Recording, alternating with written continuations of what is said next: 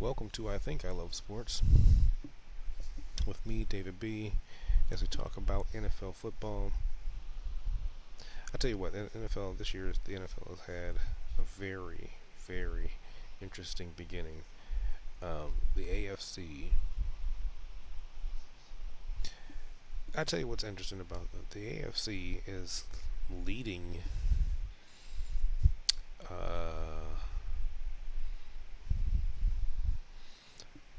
They're leading the league with the most losses for some of the best teams. You have Steelers at 1-2, Ravens at 1-2, Broncos at 1-2, Chiefs at 1-2. And it's a very odd year, to say the least. While you have the Colts at 3-0, the Chargers at 3-0. You also have the Bengals at 2-1, and the Bengals,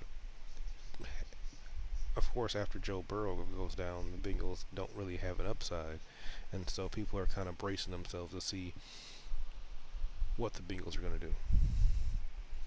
That's for sure. While the NFC, completely the opposite. It's like you have the Eagles, the Bucks, and the 49ers are 3-0. But here's the thing: the Commanders are 2-1, the Packers are 2-1, the Vikings are 2-1, the Lions are 2-1, the Cardinals are 2-1, the Seahawks are 2-1, the Rams are 2-1. It's a very interesting mix, and as early as it is, of course, the edge goes to the NFC because they're seemingly winning, but I think it's how they're winning that makes a difference. Some of the comebacks that they're having, some of the defensive plays that they're having. The Bengals won one of their games after Joe Burrow went down, was kind of a comeback. But the NFC seems to be somewhat slightly outplaying the AFC right now.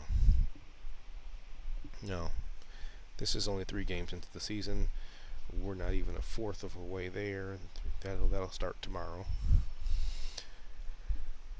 But it's worth noting that in this early start, that those 6 teams sitting at 3-0 right now, the Bills, the Chargers, the Colts, the Eagles, the Bucks, and the 49ers, all seem like legitimate playoff contenders, while we're looking at some of those teams that are sitting on the outside looking in, and we expected to be a little bit better as far as the standings are concerned. And this is the issue that I have, is that sometimes we rely on the standings so much that we kind of, well, of course the win-loss doesn't matter, but we look at those statistics so much that we actually start believing the numbers more than the play that we see. And that makes a difference in those who understand football versus those who watch it. A lot of us watch it for enjoyment, entertainment. We got our favorite teams, and we will read some stats and things like that. But those of us that understand football recognize that the numbers, in many cases, can be misleading. Like I said, the Bengals are 2-1. Do I believe the Bengals are going to make it to the playoffs this year? No. But apparently their defense is better than their offense. And that's only because Joe Burrow doesn't exist right now. So their offense is failing as far as the Bengals are concerned. My heart goes out to Joe Burrow and his family, given the fact that he has to look at this as a failed season. J.J. McCarthy, are we looking at this as a failed season? Because if Carson Wentz does anything close to what Sam Darnold did, J.J. McCarthy is going to be sitting out another season and might lose. I wouldn't say lose a spot. I don't think he's going to lose a spot, but O'Connell might not be in a rush to put J.J. McCarthy out there, given the fact that, hey, we have this other talented player. I don't think we make the same, as far as the Vikings are concerned. I don't think the Vikings make the same decision as they did last year when it came to letting Sam Darnold go, um, and then relying on J.J. McCarthy. I think you keep Carson Wentz if he does well this year, and then you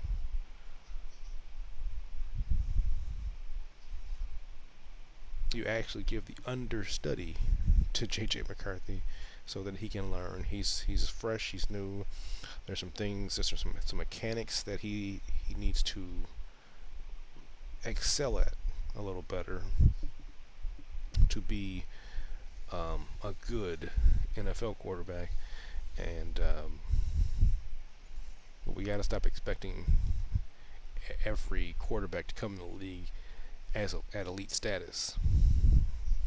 We got a Jalen Hurts, Jalen Daniels, Jordan Love, Caleb Williams, who the people don't want to give him credit. We got Baker Mayfield, Jared Goff. These are people. Jared Goff is at the end of his career.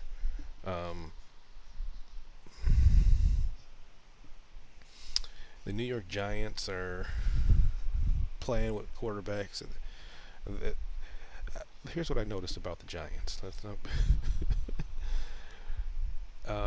as they're 0-3, as they should be. The Giants, are playing with quarterbacks right now. They had Daniel Jones, who went to Indianapolis, and looks like the second coming to Peyton Manning over there.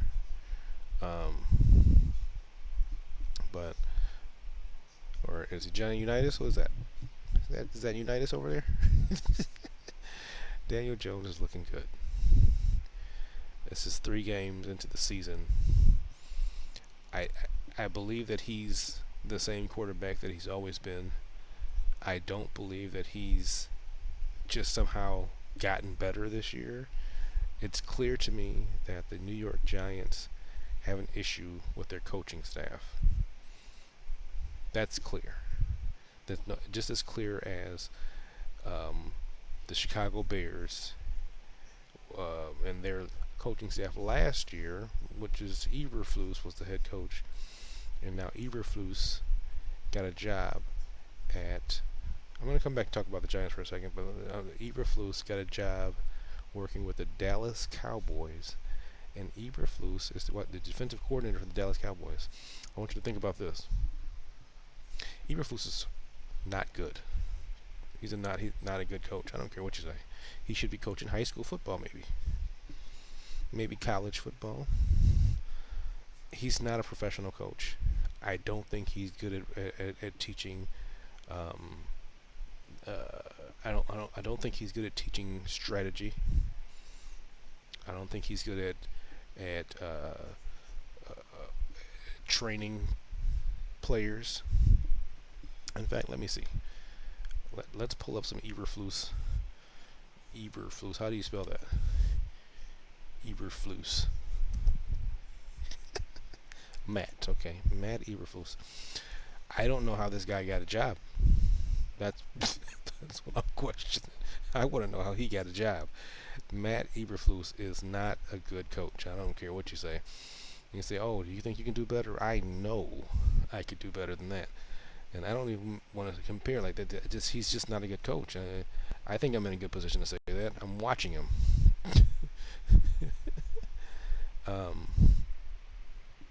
Wait, just give me a second. Defensive coordinator for Indianapolis, head coach for Chicago. He was a defensive coordinator for Indianapolis. 2018, 19, 20, 21. Interesting. And then he got a head coaching job at Chicago for 3 years. Now, can somebody please tell me from 2018 2021. What was the Colts? What were the Colts? The Indianapolis Colts record. Colts. Excuse me. Oh, bear with me.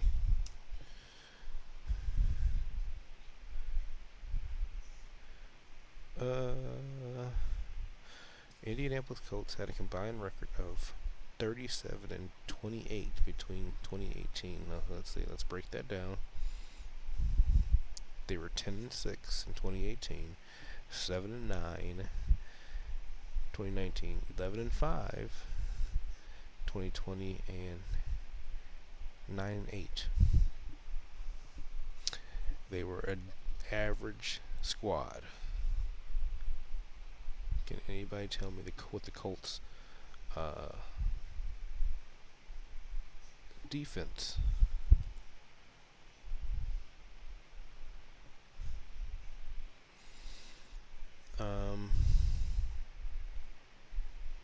Let's just look up here and see.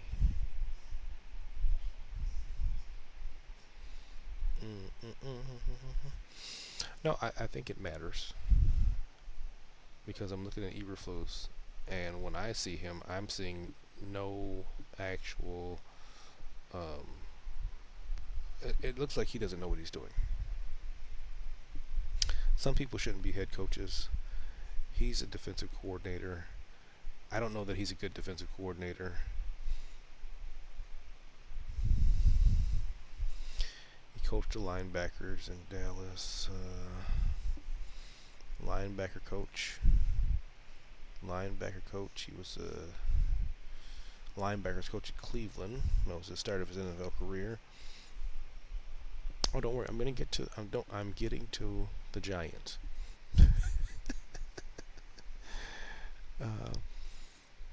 So he was a defensive coordinator. That's his thing. He's a defensive coordinator. He does defense. Missouri. From 2001 to 2008, he was the University of Missouri defensive coordinator. Okay. Then he got to the Browns and the Cowboys. Went to the Indianapolis Colts. I don't think this guy is a good coach. No. No. And we have to stop pretending like a lot of these guys actually know what they're doing as a coach. This is why. This is why when we watch football and we see bad techniques all over the field, we see the lack of mental fortitude.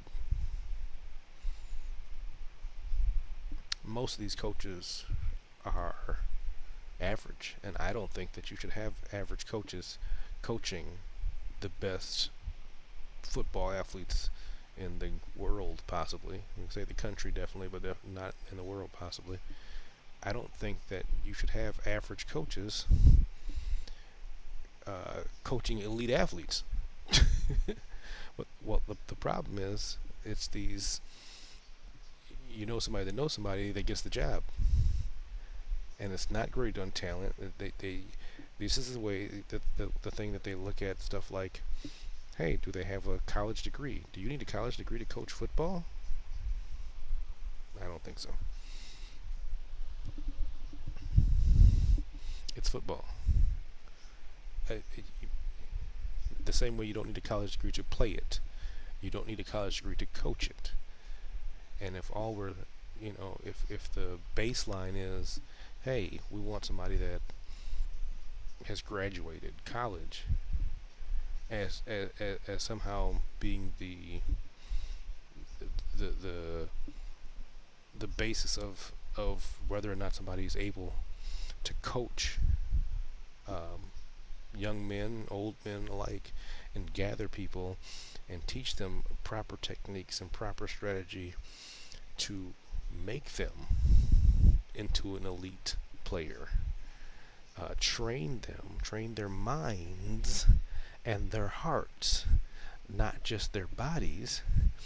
Um, I think that we need to look past the degreed college, the certificate that says I finished college, as opposed to, or I finished these classes or this program, as opposed to looking at someone who actually knows how to orchestrate football players, games, strategies, video sessions, all of these things that it takes to create and maintain and motivate players to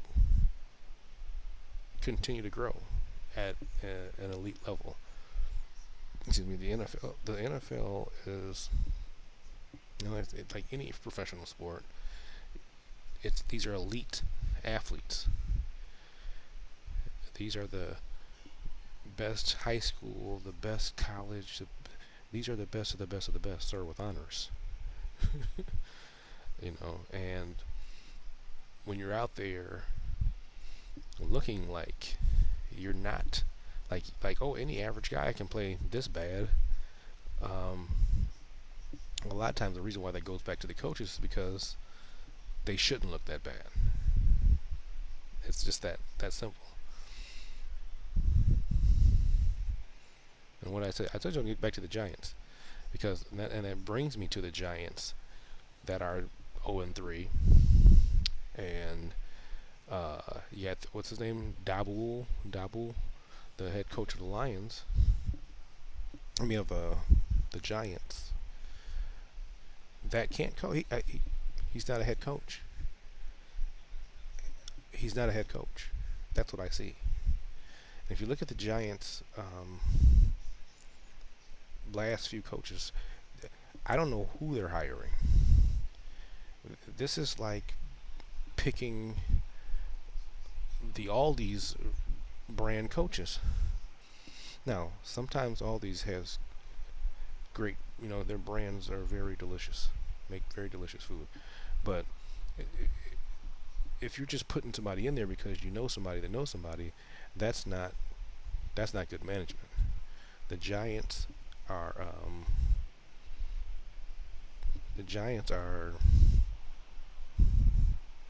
horrible to look at. The same way the Bears were horrible to look at in the last couple years. The Colts. Okay, just a second. Because we're looking at the Colts like, okay, the Colts are 3-0.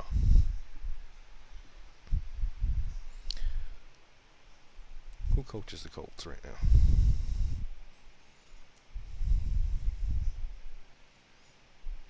Let's pull it up real quick. Indianapolis Colts.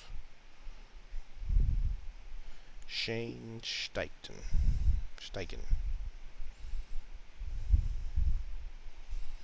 Hey, he looks familiar.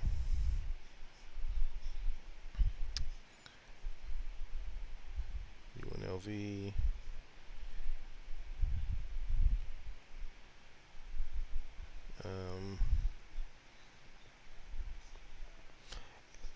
Don't get me wrong.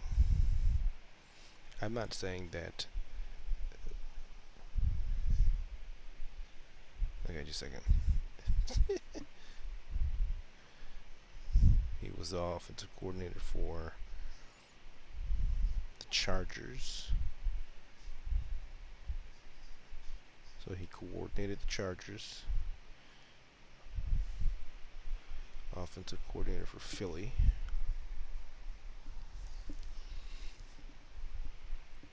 Okay. I'm just doing some research on Mr. Shane Steichen here. Ow.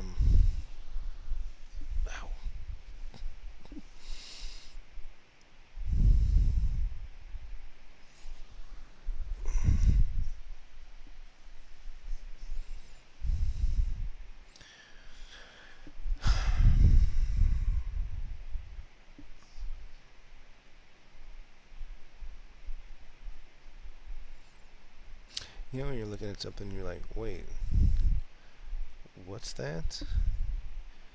It says he was the offensive quality control guy for the Cleveland Browns in 2013. Then he was offensive quality control for the Chargers. And then he became the quarterback's coach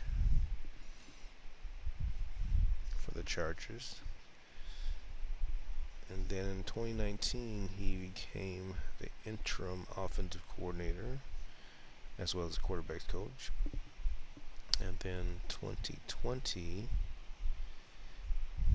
he became the actual offensive coordinator for the Chargers. And then he went to the Eagles 21 and 22.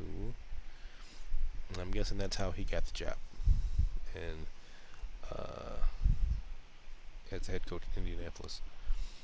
I'm seeing some, and a lot of these coaches have similar trajectories. I'm sorry, this is kind of ridiculous.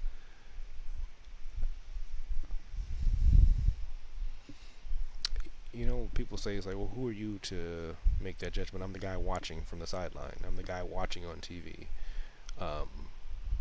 I'm the average guy. I'm the guy that's watching and saying, what's going on here? I'm the guy who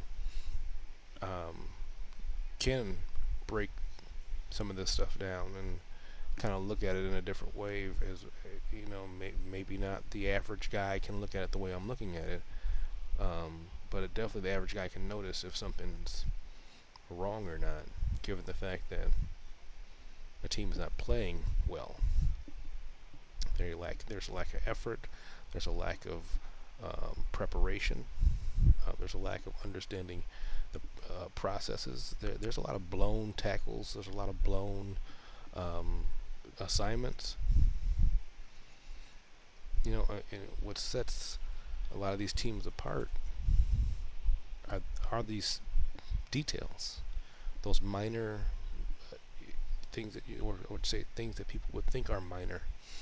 That's what set these elite teams apart from the pack. The little things that they're doing well that you might not think is necessary.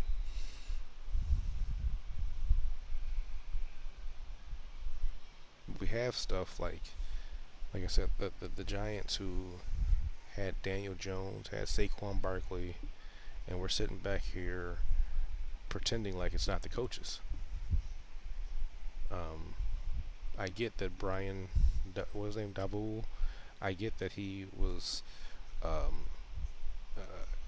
instrumental to bringing on or bringing along Josh Allen. But here's the thing about Josh Allen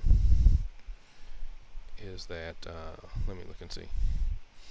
The thing about Josh Allen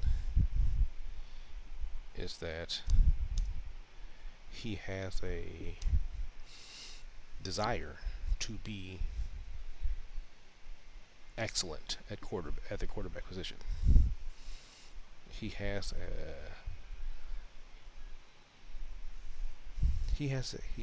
a desire to win, to be the best, and in spite of a bad coach, he's going to be better than that. And he's not relying on the coach as much as some others need to. But when you're in the NFL and these coaches don't know what the heck they're doing, and you're in college, Division One, FCS, FCS and FBS, when you're in these elite college programs, Division One college, and you're telling me you can't coach, you can't train, you don't know how to teach these kids fundamentals that would put them or push them to the elite level, yet you've been there and you have job, you have a secure job year after year after year, and you're not even good at coaching. I have a problem with that. As a coach, I have a problem watching bad coaching.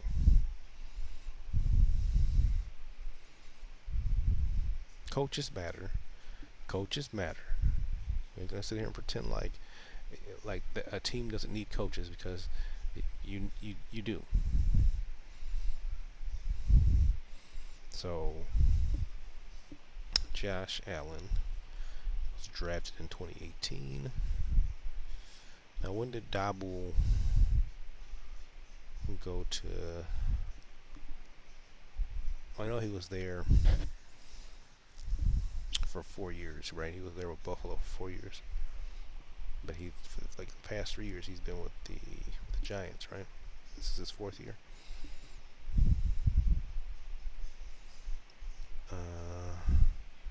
Let me see real quick. Brian Daboll.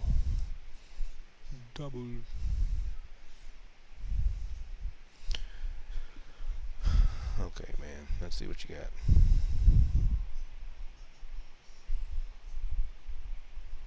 I mean, you see these extensive resume of where these people were coaches at or assistants at, and it's like, the heck were you doing there?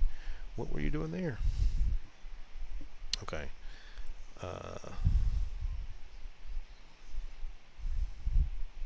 So he comes from the New England. He comes from the Bill Belichick tree, I'm guessing, because looks like he started his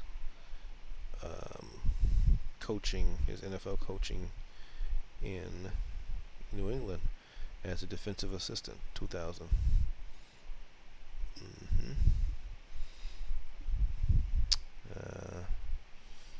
Wide receivers, quarterbacks. He was an offensive coordinator at Cleveland, 2009, 2010. Offensive coordinator in Miami. Offensive coordinator for the Chiefs in 2012. Interesting. He was an assistant coach. Patriots. Tight ends coach. Patriots. Offensive coordinator at Alabama for a year in 2017. Interesting. And then he managed to. Okay, that's what's interesting. 2017 offensive coordinator for the Alabama Crimson Tide. And then he gets the Bills job, which pairs him with Josh Allen. Okay. Pairs him with Josh Allen. They're 5-6, then 10-6, then 13-3, then 11-6.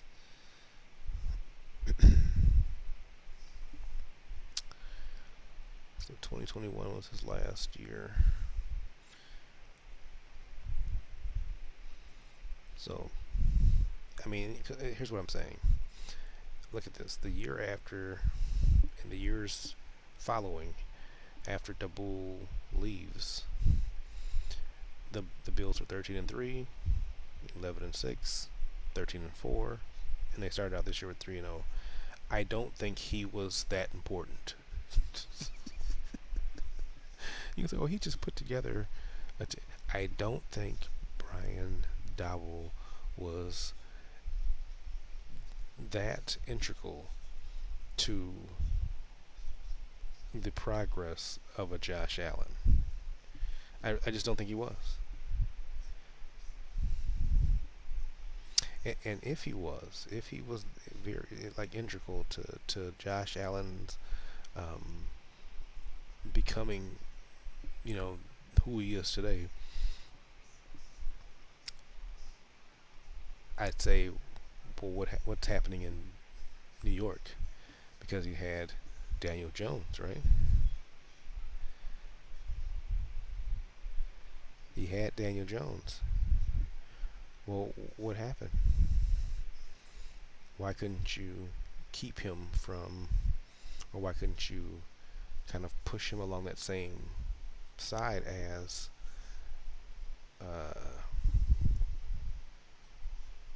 push him along the same path as Josh Allen. Well, I can tell you one thing: that it takes more to be a good quarterback than to be good at teaching quarterbacks. Maybe he should be the quarterback's coach, not a head coach, um, because to have a good quarterback in the league, you got to be able to protect them. And you got to be able to put the right pieces around them, the receivers, the running backs. You got to be able to have the right strategies. You got to be able to prepare properly. If we're just relying on that quarterback to be good, it takes more than that to win at an elite level. And this is what I mean by having these assistants that are truly assistants. These are position coaches, maybe. They're assistants to the position coaches, maybe.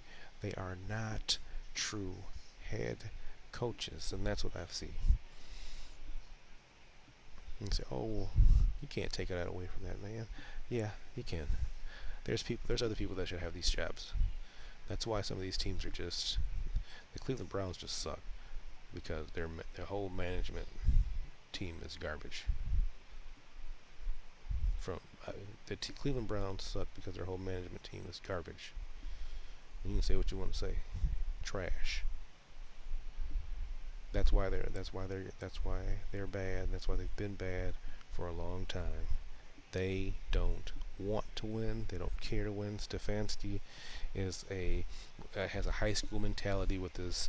I'm not going to play the guys who have the best talent. I don't care how talented you are. I'm going to play whoever. That is a horrible mindset as a coach. And when you have that mindset, and that mindset has been there with the Cleveland Browns for some time now, clearly, because these guys haven't made it to a Super Bowl ever. They haven't been good since Jim Brown left in 1959, 57. I haven't had good seasons. The team as a whole has been trash since 1959. The year Jim Brown, 1957, 1959, whatever you want to put it on there, they have been trash. This is before the Super Bowl even started. So when did the Super Bowl start? I think the Super Bowl started in 1960, if I'm not mistaken. Wait, was it 60? No, 58. Might have been 58. I always mix those things up. Don't worry about it. I'll get to it. But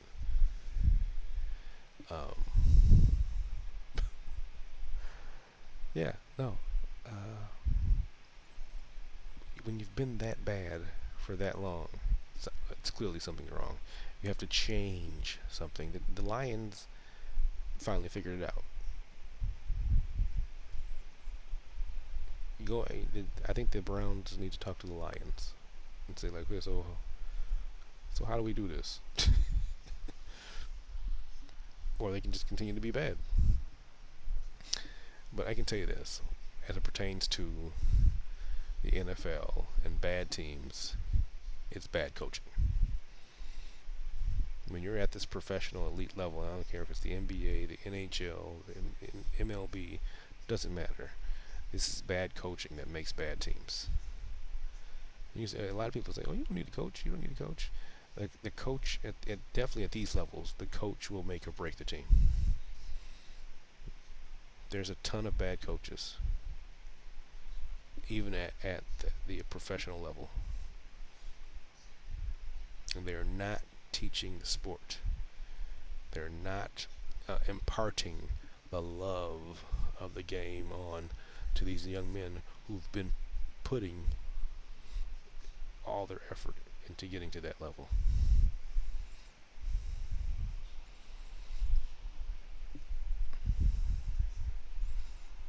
But we got the Bills, the Chargers, the Colts, got the Eagles, Bucks, the Niners.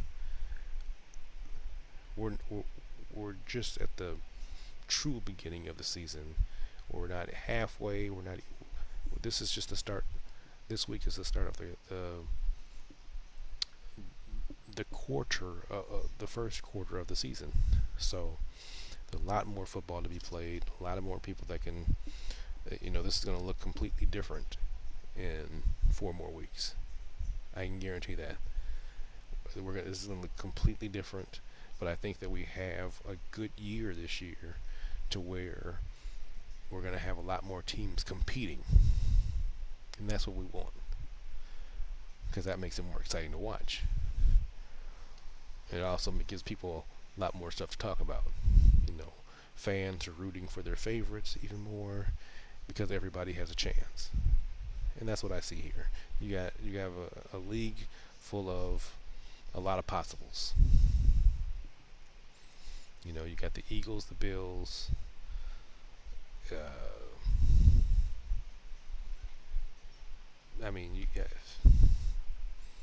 those two teams have been up there as far as records are concerned. They've been up there for a while. You got the Colts, the Chargers, the Bucks, the Niners, the the, uh, the Packers, the Vikings, the Lions. I mean, there's a lot of possibilities here. A lot of things to root for. So, I hope that we're able to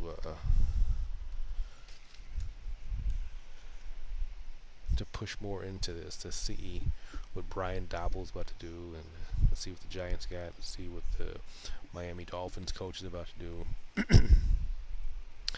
Let's see who's going to be the first head coach to get fired this year.